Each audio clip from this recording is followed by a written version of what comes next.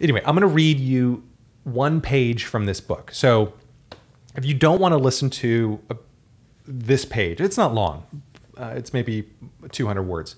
I would skip ahead maybe 30 seconds or so. You're not going to miss any ads. You're not going to miss a whole lot of great stuff coming out of me. You are just going to miss this page. And I'm reading this for a reason. My wife and I read this every morning, as I mentioned. And it starts, I like starting the day kind of on a slight meditative note. You know, I don't sit there and cogitate about the thing that I'm reading for very long, but I just let it sink in. And I'm like, every single page in here, I'm like, oh, this was good. This is a great page to read. Okay, and the gist, that's where we're going with this. The gist of this book is that it is one little block or one little quote from some of the great Stoic philosophers, or Stoic students rather, and then the author's interpretations of those little tidbits. So it's kind of like a short reading in church, short reading from the gospel, and then a very, very brief homily. Okay? So, without further ado, this one for July 27th. This is a Monday. I know. It's a Monday, but I'm going to release this on a Tuesday. So just pretend that it's Tuesday. It's entitled, Where is Anything Better? And here's a quote from Marcus Aurelius from Meditations.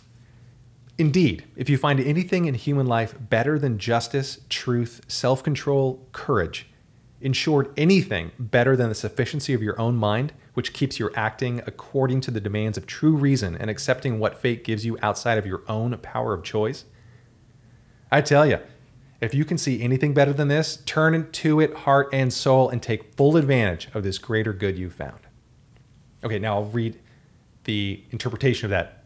And in case anybody from the publisher I am reading this for review purposes, so I'm not reading the whole thing, and I'm just reading this one page for review purpose. My review is a thumb up, 2 thumbs up. Okay, so Penguin Random House, just deal with it. They might ban me. I don't know. They might blacklist me too. Yeah, okay. So anyway, you know what? I'm not going to read Ryan Holiday's interpretation of it because it's so good. I think you should buy the book on your own. But you know what? I will read it. All right, here's his little homily on the subject. We've all chased things we thought would matter. At some point, we all thought that money would be the answer, that success was the highest prize, that the undying love of a beautiful person would finally make us feel warm inside. What do we find when we actually attain these sacred objects? Not that they are empty or meaningless, but only those who have never had them think that. But what we find is that they are not enough. Money creates problems. Climbing one mountain exposes another, higher peak. There is never enough love.